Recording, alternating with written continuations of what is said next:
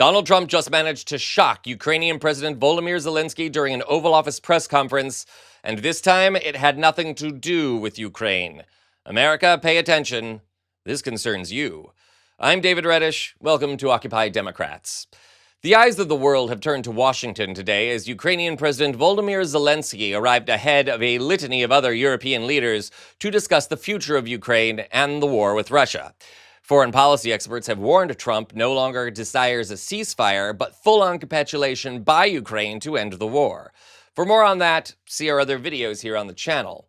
Also over the weekend, following a meeting with Russian President Vladimir Putin, Trump announced that he has a new domestic policy agenda, one that seems oddly connected to Ukraine. President Trump says he will sign an executive order to get rid of mail-in ballots and voting machines. Studies have shown mail-in voting fraud is rare, and in those few instances, the perpetrator was punished and votes were never counted.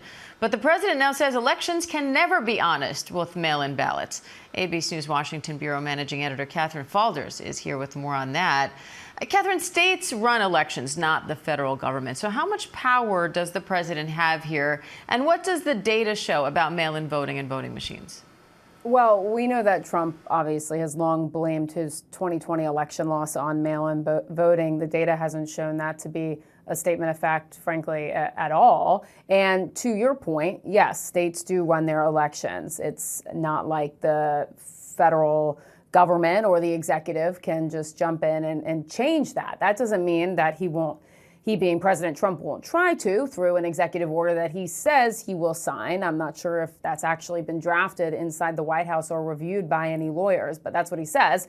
And we have to read the fine print of that. The reality is states run their elections, and whatever Trump does to try and change that will surely be challenged in court. Yes, Trump, who advocated for mail-in voting himself and other Republican candidates in 2024, now wants to eliminate them, which seems to be his way of claiming the 2020 election was invalid or somehow stolen from him. Of course, it was not. But if he can somehow say mail-in ballots are void, it's his way of telling himself he didn't lose. And you know who says something like that? A big loser. You don't like the results, so change the rules. And it gets worse, so stay tuned. This morning, while appearing alongside Zelensky in the Oval Office, Trump reiterated his new position. Mail-in ballots are corrupt. Mail-in ballots, you can never have a real democracy with mail-in ballots. And we, as a Republican Party, are going to do everything possible that we get rid of mail-in ballots. We're going to start with an executive order that's being written right now by the best lawyers in the country to end mail-in ballots because they're corrupt. And you know that we're the only country in the world, I believe, I may be wrong, but just about the only country in the world that uses them. At this point, you might be wondering where Trump suddenly got the idea to ban mail-in voting, or why it's a sudden priority. First of all, dozens of nations such as France, Germany, Switzerland, and the like all use mail-in voting. It's widespread in democracies. And second, he already let slip that Vladimir Putin suggested he ban mail-in votes. And as we all know, Trump has no bigger hero than a mass-murdering, totally corrupt, autocratic war criminal. For more on Trump's meeting with Putin, see our other videos here on the channel. As for his meeting with Zelensky and this new war on mail-in votes, in the same press conference, Trump revealed the quiet part out loud. Legal elections. So you say during the war you can't have elections.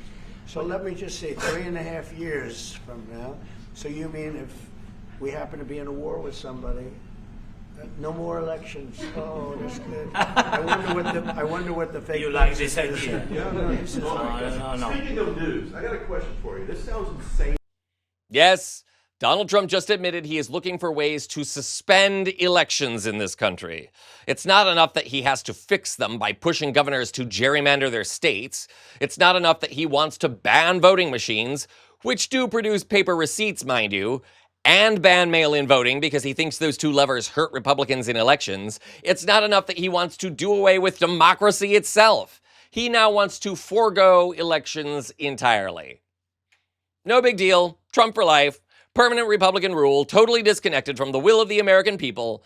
No voice, no accountability, no limit to corruption, no means by which for the American people to have a say over the state and direction of their nation. Well, screw you, Taco.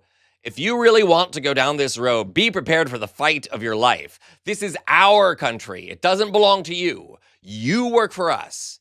And we know the real reason you're trying this now. To distract from the Epstein files. Which, of course, could spell an end to your whole administration.